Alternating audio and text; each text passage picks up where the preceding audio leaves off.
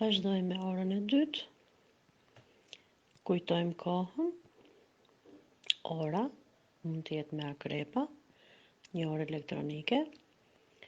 Koha kur ndodhin veprimet mund të jetë mëngjes, paradite, pasdite, mbrëmje ose mesnatë. Njësitë e matjes së kohës janë ora, minuta, sekonda. Dim që një orë është e barabartë me 60 minuta, një minutë është e barabartë me 60 sekonda, një orë e barabartë me 3600 sekonda. Numra dhjetor, të dhjetat, një e dhjeta është një pjesë nga 10 të plotat.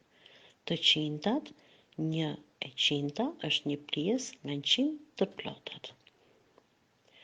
Numra dhjetor, për shembull 3.25, është numër dhjetor.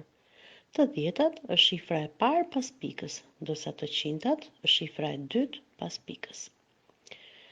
Përqind, numri i pjesëve në 100-shë.